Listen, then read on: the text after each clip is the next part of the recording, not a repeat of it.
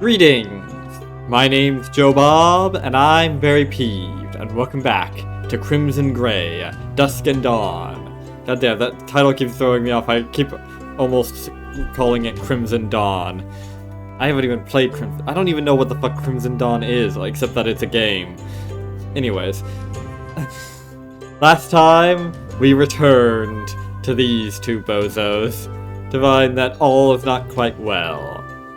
And we need to do a bit more guiding of them to ensure our glorious happy ending comes to pass. So, if you're wondering why there's these two saves after it, it's because my fucking microphone somehow got unplugged and I didn't notice, so I went through like half a video. Anyways. The lecture rolled onward, flowing around the edges of Lizzie's mind. She was absorbing some of the information, but her thoughts were mostly elsewhere. On the page in front of her, increasingly, she'd taken a back corner seat so that it would look like she was dutifully taking notes, but in fact she was pouring out her thoughts onto the pages of her spiral notebook. Lizzie paused a moment, looking over what she had written recently. It was chaotic, but a familiar chaos. She'd written his name many times, frequently surrounded by hearts. Well, in several places she'd drawn little pictures of herself killing Mrs. Smythe. I think even if people did see your notebook, they probably wouldn't think it anything out of the ordinary, just that you're a lovesick fool with someone that you really don't like. Yeah, it was playful though, and writing out her emotions made her feel a little more stable. Thinking of him always made her smile, but Lizzie also stopped to consider John as analytically as she could.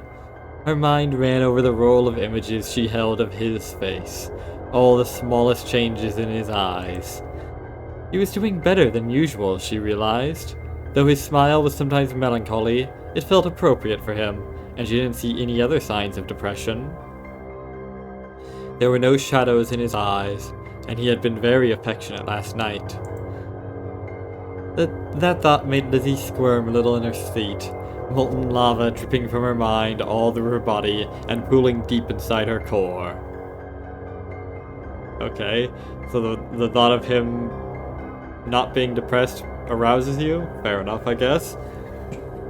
She let herself dwell on that shared moment for a long time. Oh, it was the thought of his affectionateness. Okay, fair enough. Never mind then. Pulling herself out of her thoughts, Lizzie set aside the notebook and returned to her real notes. She didn't need to take many, quickly jotting down the key points to catch up to the speaker. Yeah, of course she doesn't need to take many, because she is a goddamn genius, apparently. Once she was done, her mind began to wander again. It seemed that the event planning had gone through. Their local campus activist groups had petitioned the right places, so now Francesca Kelsey was going to be speaking in town.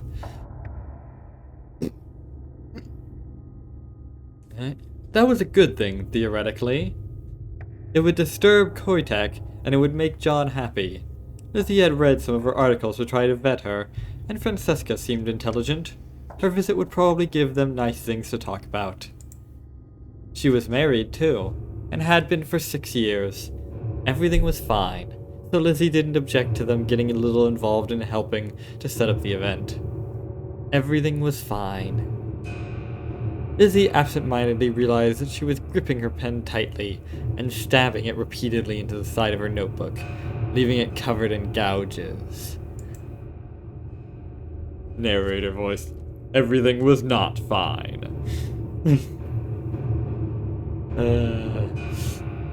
But that's no surprise.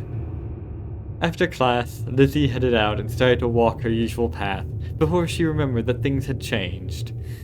Frowning slightly, she changed her route to head to the administration building instead, where she would be meeting with John. Others would be there as well. The exact purpose of the event was unclear to her. At a minimum, they would gather and receive information about the various activities they would be doing in preparation for the visit and speech. Presumably after that, they would go to do said activities and she could be alone with him. except that he had expressed interest, which was reasonable. Perhaps they would participate. He had noticed her anxiousness, however, and not committed to anything beforehand. That was very considerate of him, but made Lizzie vow to do a better job of supporting him. As she entered the building, she saw that a crowd of people had gathered. It appeared to be an ordinary enough college group, likely not a concern, though it was more difficult to evaluate threats in crowds such as this. She searched through the random people in the way, but was unable to find John. Realizing that she was going to be engaged, Lizzie focused on Aaron, who was coming to greet her. I was about to say, you're going to be engaged? I didn't realize you were getting married this soon. Aaron and two women. Two women that look exactly identical. This is going to be a running theme, isn't it? Like, Aaron looks exactly like that first guy, but with glasses. These two look exactly like the first girl, but the slutty version. It's kind of interesting, because it's sort of a contrast to the first game, where you just straight up didn't see other people. Because you were playing as John, who just... everything just sort of faded into the background and all that, because... and he didn't really register other people. Whereas in this, she does register other people, but only as sort of archetypes, you could say. She only recognizes the. She only notices the relevant details, and everything else fades into the background. Interesting. Young, attractive women their age, wearing clothes that were stylish and extremely suggestive. Not physical threats, as far as you know, but potentially. Lizzie gave all of them a brittle smile. Wait a second, this guy. Hey Lizzie, good to see you here. Hello! We're just getting organized, but there are a ton of things we need to do. We already printed a bunch of flyers to put up, but we actually got space on one of the big boards, so we need some people to help design a poster. And we also... Where's John? Over in the corner. We were going to organize after the... Thank you!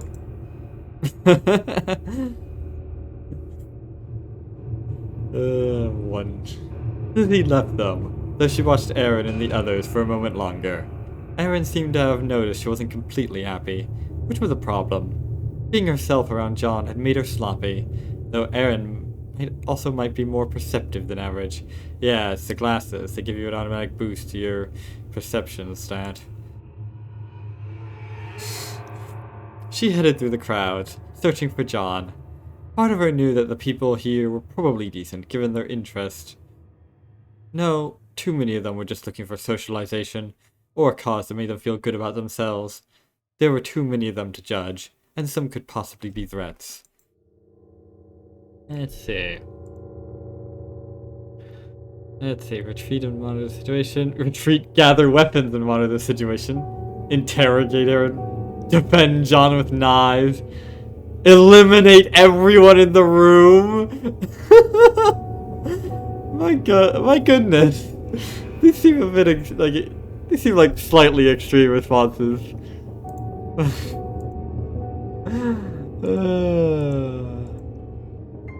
Okay then. How about we ignore targets and find John? That seems like the safest option. So I'm kind of tempted to see what would happen if we did this. But let's go. Though many options presented themselves to her, Lizzie decided to take the simplest. Best to be prepared, but not do anything that might disturb John. And I'm pretty sure killing everyone in this room for no good reason would probably disturb John.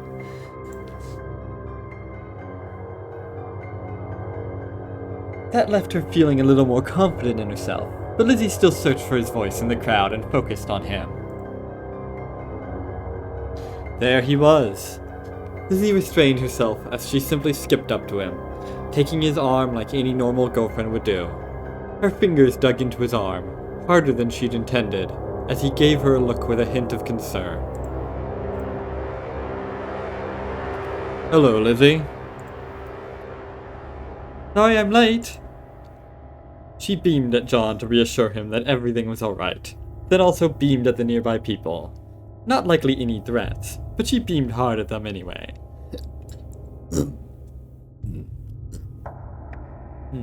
I actually just finished organizing all the different tasks. Aaron is better at drawing people together than organizing the details, you know? Haha, that's so true! Some girl laughed unnecessarily loudly at his observation, prompting Lizzie's full attention to zero in on her. Light pupil dilation, no visible flushing, heart rate slightly above average. Was that flirting? Was she trying to steal him away from her? How the fuck do you know that her heart rate is slightly above average? What? But we haven't assigned any tasks yet. What do you think, Lizzie? Do you want to help? Or do we have too much to do at home? It was an obvious lifeline to her if she was too stressed, and Lizzie loved him for it. Of course she could trust her John. He would always be true to her. Aw, you might have to go. We need all the help we can get. The girl's gaze turned away from John, too deliberately, a ruse, and toward Lizzie. She gave a smile that touched the corners of her eyes, indicating that it was authentic, but though Lizzie automatically mirrored it, she felt only a cold hollowness. I was actually hoping you could help us put up flyers. I've seen you around campus. You're super fast. What game did she have in mind with such flattery? Crimson Gray, that's what. Lizzie failed to see the advantage the girl gained. She disliked the situation all the same. Maybe she's flirting with the both of you. Maybe she's into couples. Or maybe she just genuinely wants your help putting up flyers because it's a boring task that you'd be able to do much quicker. I don't know. Still, there were a wide variety of different tasks available, and not all of them would leave John vulnerable. She had delayed too long in answering, leaving an uncomfortable pause. It had been a very long time since her social skills had failed her like that. Worse, it was causing him stress, which was unacceptable. Lizzie pretended to be looking over the organizational sheet to buy herself a little time. It's up to you, Lizzie, but I noticed that we need a couple people to move cabinets and desks out of the supply room we're going to use. Think we could do that? Lizzie smiled as she realized that he was offering her a chance. Though John was always considerate, when he was feeling less depressed, he was especially attentive to her concerns. The idea of participating wasn't unpleasant, but would be so much calmer and more wonderful alone at home. Lizzie looked up, smiled, and made her decision.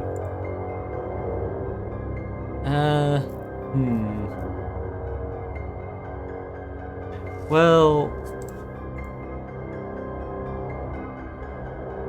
it sounds like we'd be that the supply room just he says just needs a couple people, so we could be alone there. So yeah, John's idea sounds like a good idea. I don't know. Yeah, let's go for it. We could get up to some silliness in this when we're all secluded by ourselves. If you catch my drift. Your idea sounded fun, John. Let's do that. Seriously? That stuff is heavy. You're gonna end up making him do all the work.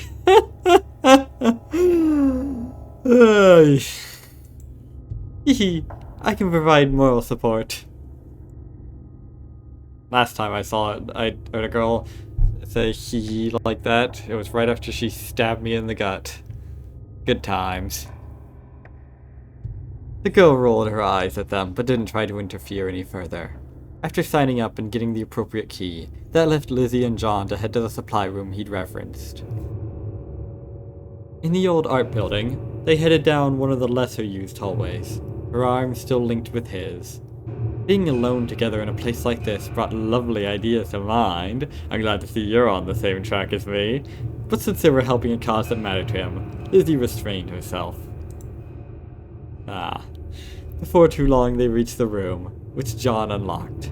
The room inside was reasonably large, but filled with years of ancient desks, cabinets, and other furniture, not to mention a host of random boxes. Ooh. The room locks and all. The room locks and everything. Perfect. Nobody wanted this job because these old cabinets are ridiculously heavy. I'm guessing that won't be a problem, though. Lizzie stepped over to one of them and pressed her hand against the side, tipping it experimentally. Metal groaned and dust fell from the cabinet, but it didn't feel particularly heavy. There's nobody watching, right? Nah, people don't usually come here. We're only using it because most of the real meeting rooms are booked that night. Then I'll take care of it, no problem. They have a recycling guy coming for the metal, so we just need to take them out back. Nodding, Lizzie moved to the cabinet that was most in the way of the others and picked it up without difficulty. A box that had been set on top of it tilted to the side, and John snagged it before it could fall. Smiling thanks at him, Lizzie carried the cabinet out the door he had referenced and left it at the edge of the back lot. Being made of metal, it was indeed heavier than average, but not really a challenge for her strength. Yeah, this is the bozo that was able to fucking casually lift a desk, a table that John couldn't even get to budge. I don't think there's gonna be any problem. Yeah.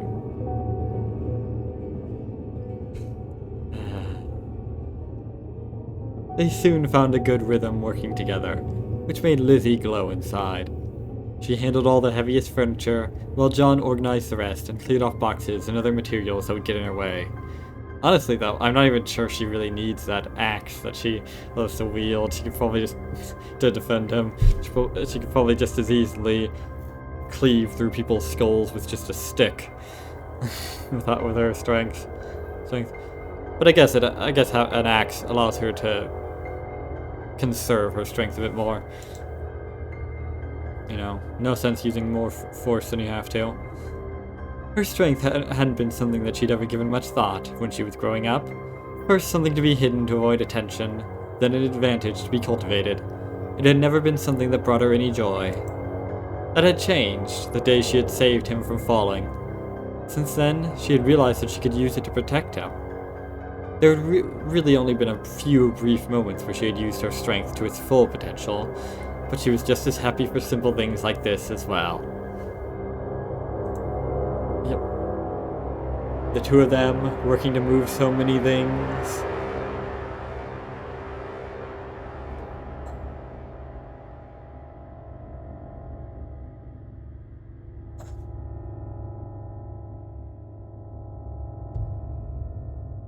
It reminded her of when they'd moved into their apartment together, and that made her imagine them moving into an actual home of her own. Which was a wonderful thought. Of her own? Don't you mean of their own? Odd phrasing there. She would be overjoyed for that, no matter the circumstances, but it would be most wonderful if it happened after they were married. The tradition seemed meaningless to her in isolation, but the idea of doing it with John, Such thoughts carried Lizzie happily through the rest of their work, made her frequently smile over at John, and he smiled back, seeming much lighter than she had seen from him in recent days. Lizzie didn't even mind that they were preparing for Francesca to come to speak. Working toward it together with him, it didn't seem like such a bad thing after all. Let's see how long that lasts.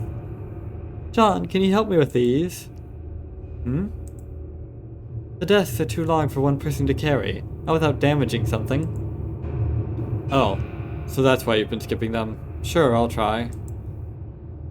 He acted as though he might not be able to help, but of course he came to assist her. And it really was true that she needed his help. She wouldn't have wanted him to feel condescended to. As strong as she was, there was just no good way to carry a desk alone. Yeah, I can think of one or two ways. Well, maybe. Between the two of them, it was no trouble at all to move the desks and finish clearing the room. Plus, she got to watch him on the other side of the desk.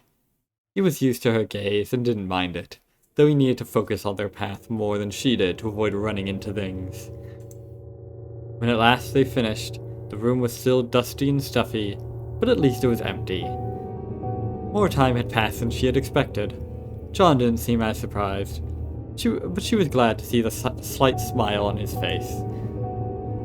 It's not much, but it's honest work. But we did our part to help. It wasn't a problem for you, was it? Not at all, John. Thanks for thinking of this. Having said that, I'm definitely ready to head home. Me too. Though they were both a little dusty, Lizzie didn't hesitate to link her arm with his and lean against him as they walked home. Getting cleaned up together might be fun. Quite so.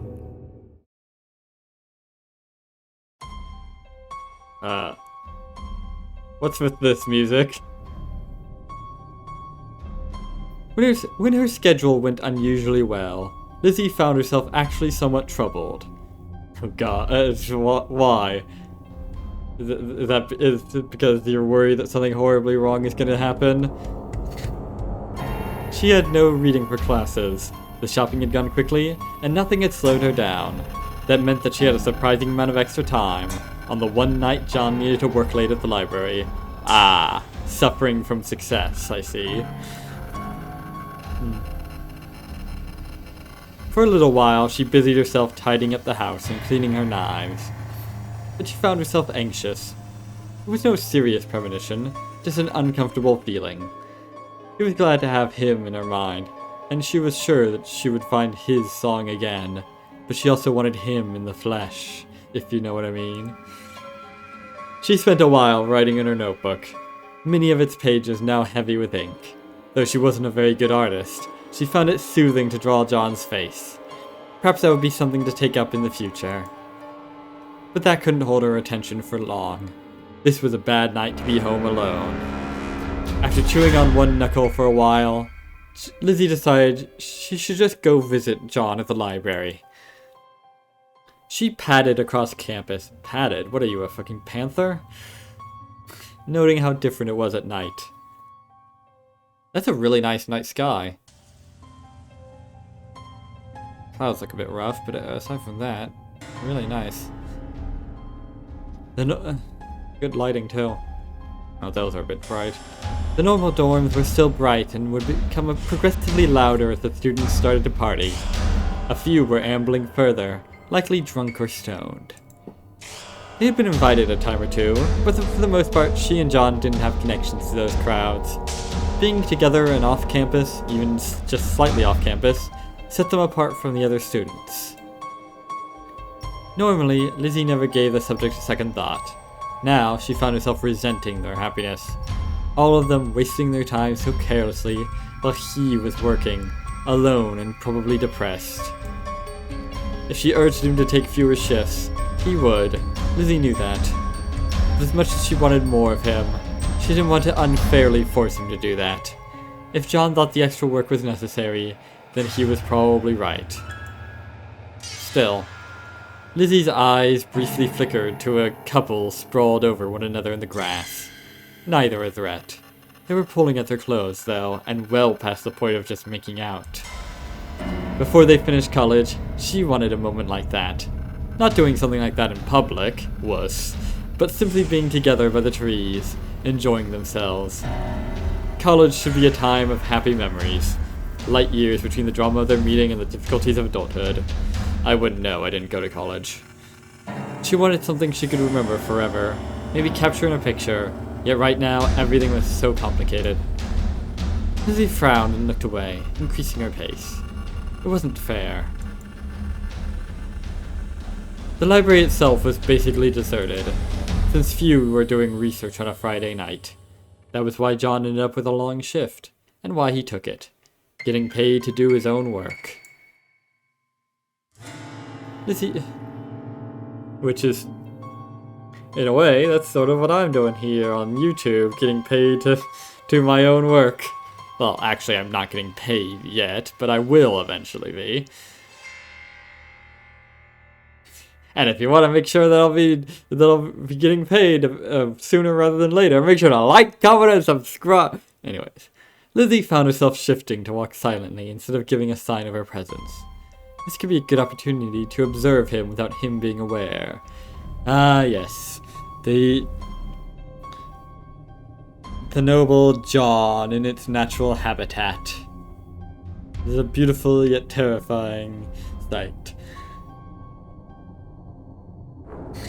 It had been the first way that she had come to love him, and though the other ways since coming to know him were better, watching still held a special place in her heart. She peered around a bookshelf and finally spotted him. John sat behind the desk, reading from one of his books. He was making decent progress, brow furrowed in that concentrated look that she so loved. But occasionally, his focus seemed to waver. She noticed his eyes grow a little distant, and she had to backtrack on the page. Sometimes when he did, he would look at a sheet of paper beside him for a while, occasionally make a note.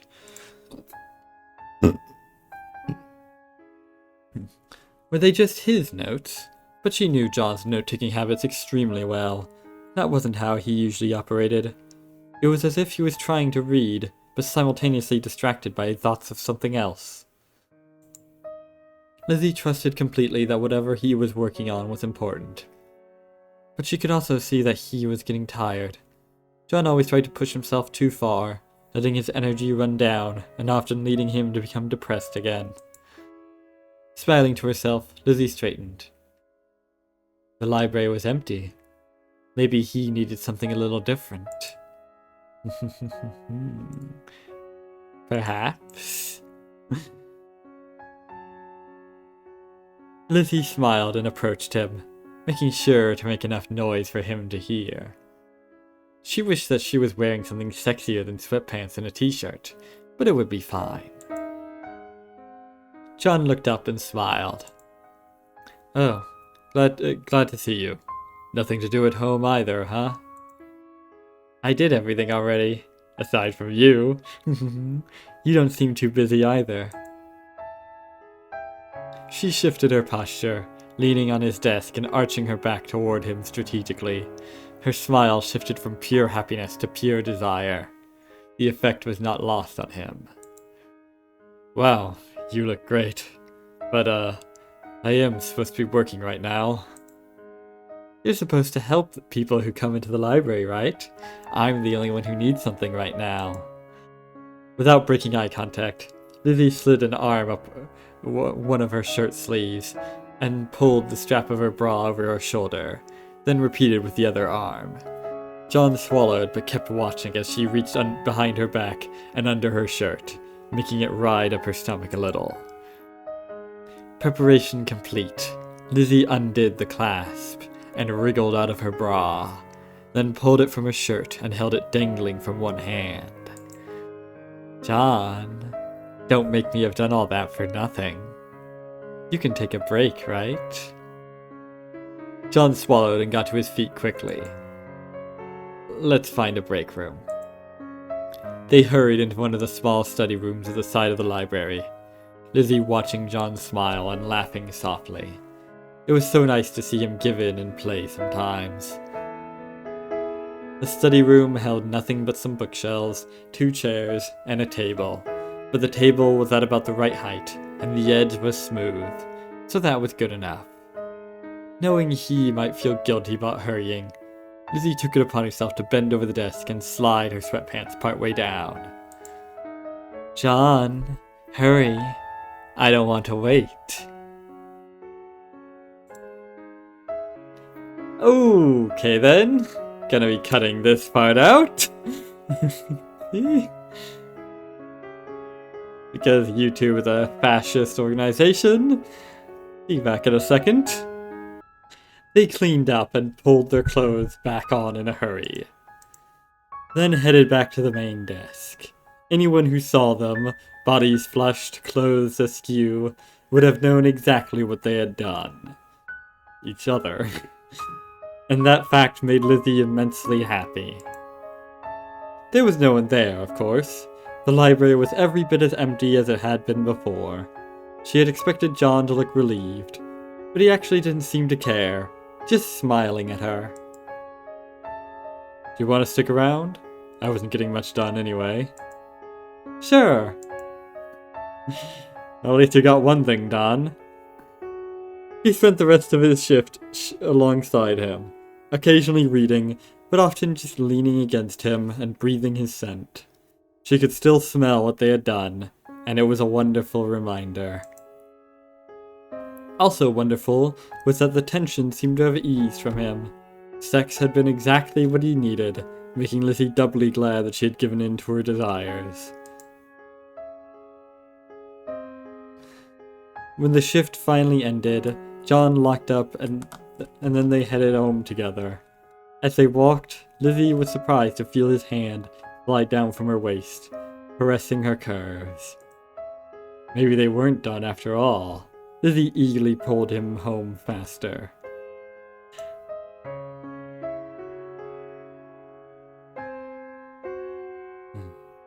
Life proceeded normally enough. A significant part of campus was busy preparing for the arrival, but there were even more people who didn't know or didn't care. But it mattered to John, so it mattered to Lizzie. Since their time together clearing out the room had gone well, they'd kept participating together. It hadn't been as much fun as that. It hadn't all been as much fun as that, but Lizzie didn't mind the time preparing, and John seemed positively engaged by all of it. But when she came home from class one day, she realized that she might have gotten it entirely wrong. John slumped on the couch, too unfocused to notice her. There was an emptiness in his eyes that she hadn't seen in some time, immediately making her heart hammer in her chest. John, are you okay? Is something wrong? I'm just a little tired. It's not a problem or anything. Of course there's a problem if you're not feeling okay. You don't have to pretend to smile for me, John. It's okay to be sad sometimes. Thank you, Lizzie. It's nothing specific. I'm just having a bad day. Then stay right there and don't worry about anything. She skipped closer and gave him a quick hug and kiss, but didn't try to press. Instead, she moved on into the kitchen, getting something simmering. When John was depressed, he didn't want to eat. She had learned that trying to force it could turn bad, but the smell would slowly get through to him. While doing her work, Lizzie headed into their bathroom and counted his depression medication. It didn't seem like he had forgotten, or that he had taken more than usual, which was good. But though his medication helped, it couldn't make his life perfect. There had been a time when she had desperately hoped that she could do that. She still wished that she could, but she knew that his sadness didn't mean that he didn't love her. All she could do was be supportive. When she came back out, he had slumped back further. She saw a bit more relaxation in his posture. Suddenly her heart ached with love for him, so intense that she had to support herself on the doorframe. She didn't deserve him. He was always so supportive, so kind, even when it cost him. It was easy to just bask in his presence, to see him as a shining paragon. But her John was human, had limited resources. If she had missed the signs, as she sometimes did. One of Lizzie's fingers slid up to her mouth and she started to bite down on it, but she pulled back.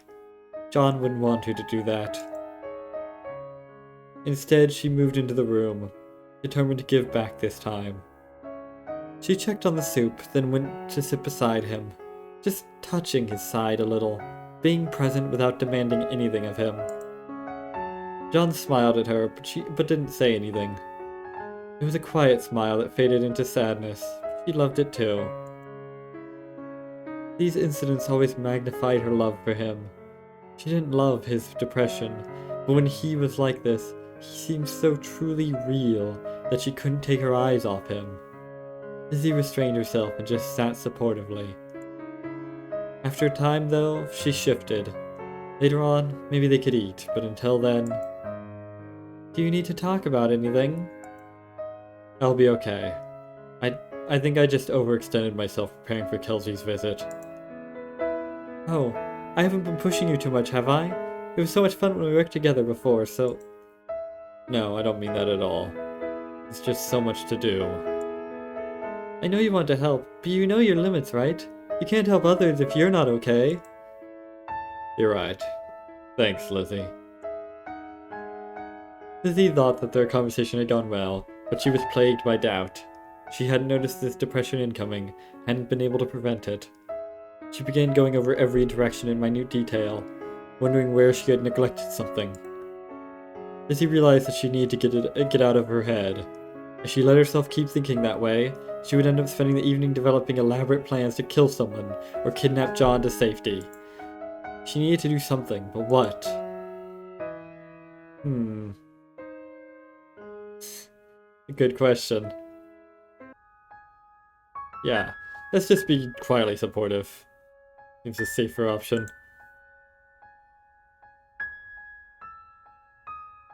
Yeah. Lizzie decided that it was her turn to carry him. She doted on him for the rest of the evening, getting everything he needed, eating with him when he got hungry, and staying close. When they finally went to sleep, she held him gently, glad to see some of the tension finally easing from his face. He actually fell asleep beside her in a way that he hadn't in some time. Uh-oh, I just got an achievement saying, with the description, sacrifice mental health for John's sake. Maybe that wasn't the best option. Once he was asleep, Lizzie let herself stare at him without trying to hide anything in her gaze, drinking him in. This was her John. She had to protect him. As she fell asleep, Lizzie settled on another thought. This visit might be a good thing, but she would be very glad when it was over.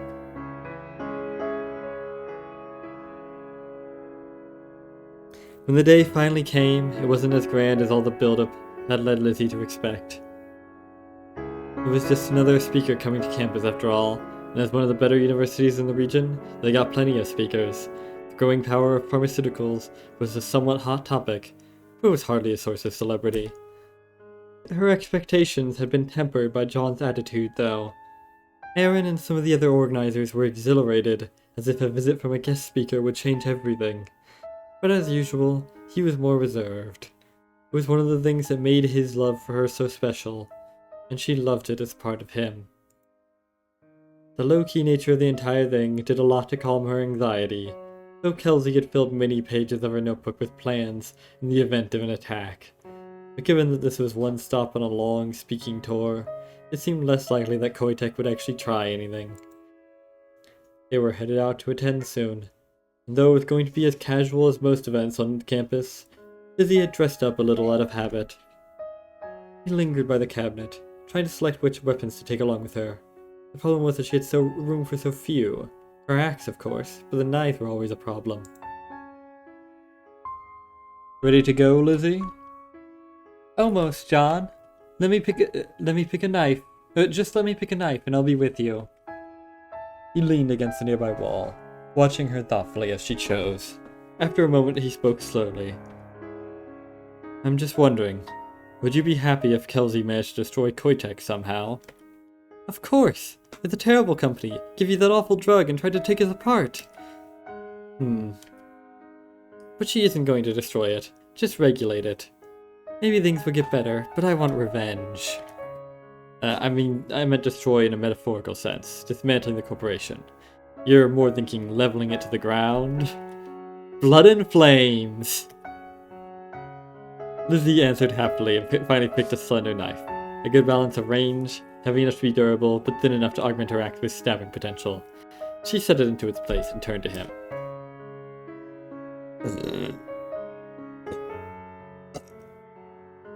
But I don't mind things like this. Anything that works against them is good. And though I don't want you to hurt yourself, I'm glad that you care. I'm happy that you care about this so much. But if there was some way to leave them intact but ensure they never bothered us again, I'd take it, of course. You're the most important thing. She leaned forward to give him a kiss, letting this one linger. It might be their last until the serious event was over, so she wanted to enjoy it. Not that she minded waiting. It made the next kiss when they came together all the sweeter. I just wanted to say that you're the most important thing to me too. Sorry if I seem preoccupied by all this. No, it's fine. I like to see you focus on the things you love. Well, I don't take you for granted. I hope I never do. Oh, John. If you keep talking like that, we won't make it to the event. Oh, shit. He chuckled and offered her his arm, which she gladly accepted. They headed out to the hall to hear the speech. They arrived and found the hall surprisingly full, almost enough to make her wish they'd arrived earlier, but it would be fine. Aaron waved to them from near the front, but those seats were already full, so they took ones near the back. It's good to see our work wasn't wasted, at least. Lots of people seem interested. Lots of people from the community, too. Doesn't surprise me. Koitek may not have any direct presence here, but they manufacture so many drugs, people have to know about them. Lizzie reached out to hold his hand while they waited for things to get started. He took it and chatted casually with her until it was finally time. After some awkward testing at the mic and a squeal of feedback, the dean managed to quiet people down. Though he gave an introduction to Francesca Kelsey, Lizzie wasn't able to focus on it. She already knew the information, and it was essentially just a formality anyway. More importantly, Lizzie looked for the woman herself and found her seated near the front. She looked just like her pictures. Nothing out of the ordinary, but Lizzie shifted her gaze between her and the exits just to be sure. When Francesca Kelsey took the stage, Lizzie surreptitiously shot a glance at John. But she had been wrong to worry. He had shifted to his purely focused mode, interested only in what she had to say. On my first day of work at the FDCA, my supervisor said I should look for another job, because the organization wouldn't be needed for long. She was a good speaker, though her speech had the feeling of one that had been repeated a huge number of times. It had an air of authenticity, but it was a practiced authenticity. Lizzie could only focus on it in the background anyway. Not listening idly, Lizzie came to a realization. Something she had never said to John, probably something she should discuss with him. She squirmed a little in her seat, wondering what thoughts he might have about it, but she couldn't interrupt.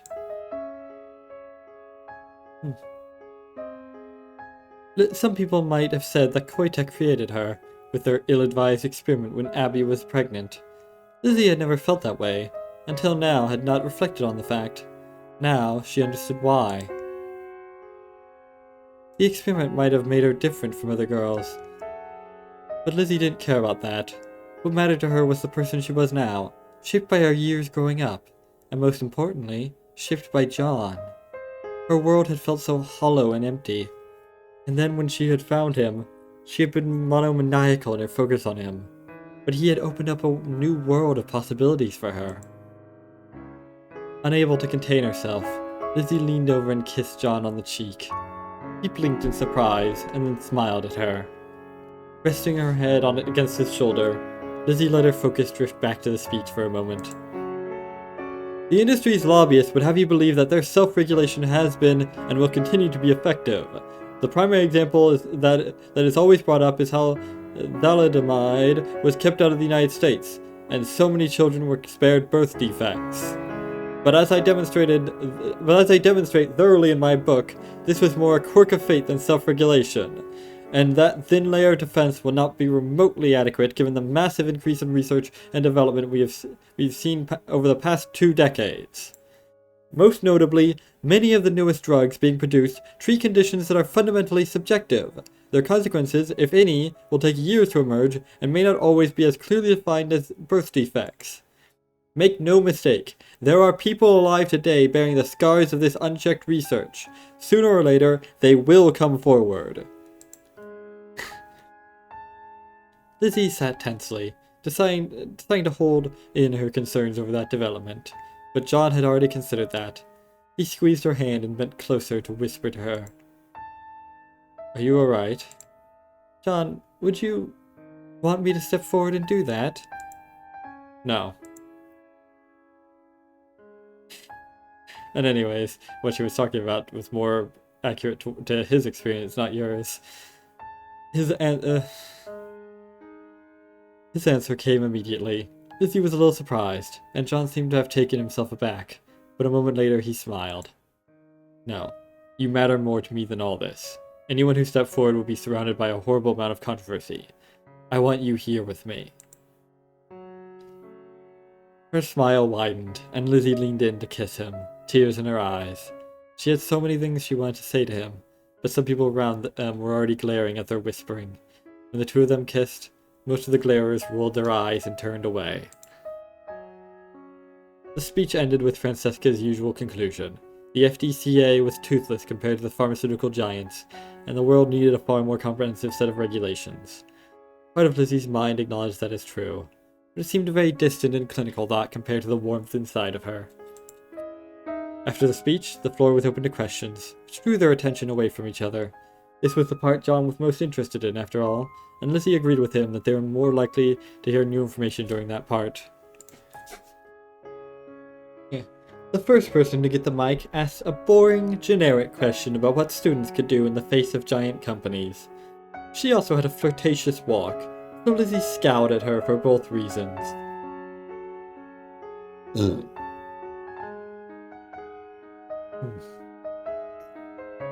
Soon, though, Aaron was at the mic to ask his question. You covered the potential impact on the United States well, but only spoke in vague terms about the need for international regulations. What impact do you expect the rise of pharmaceutical giants to have on the global south?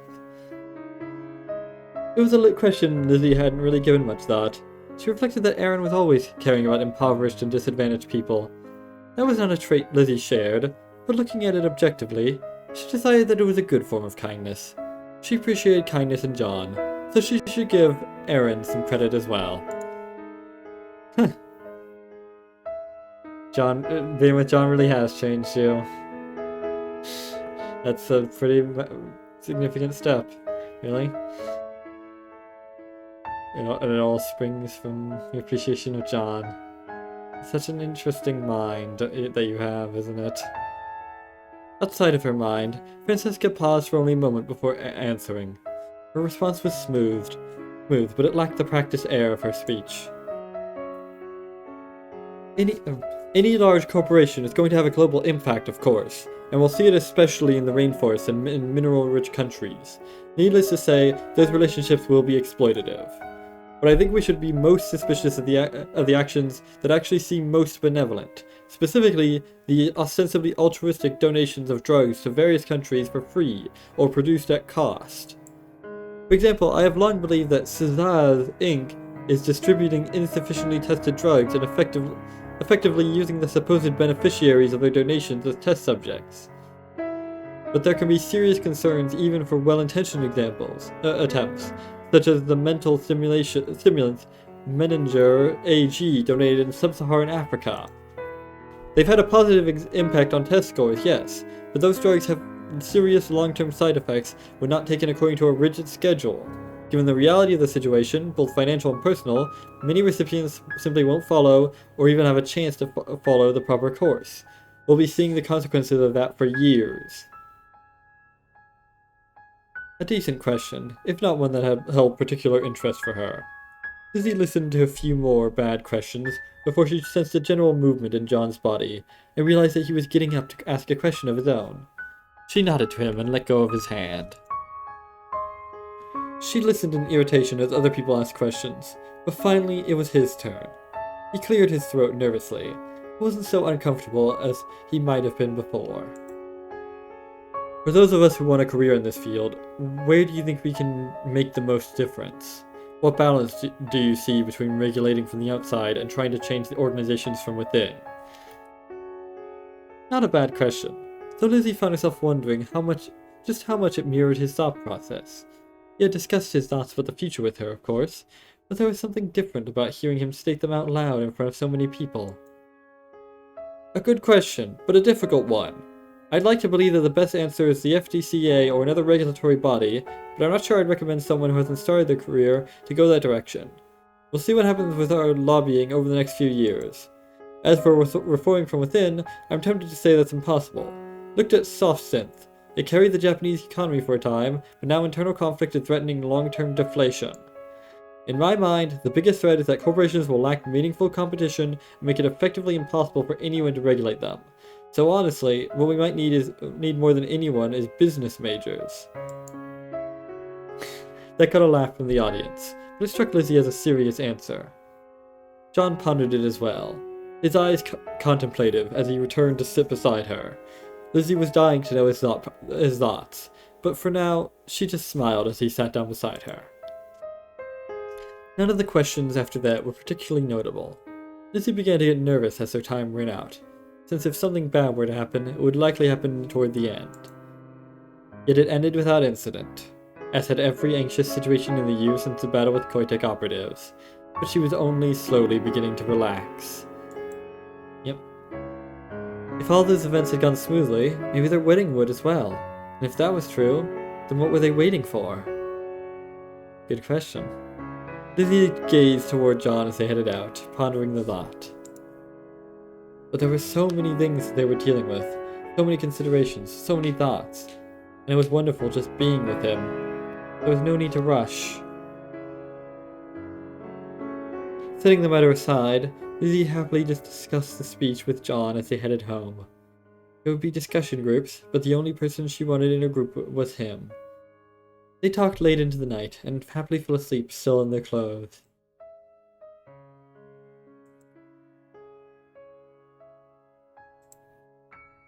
And that sounds like a good point to stop.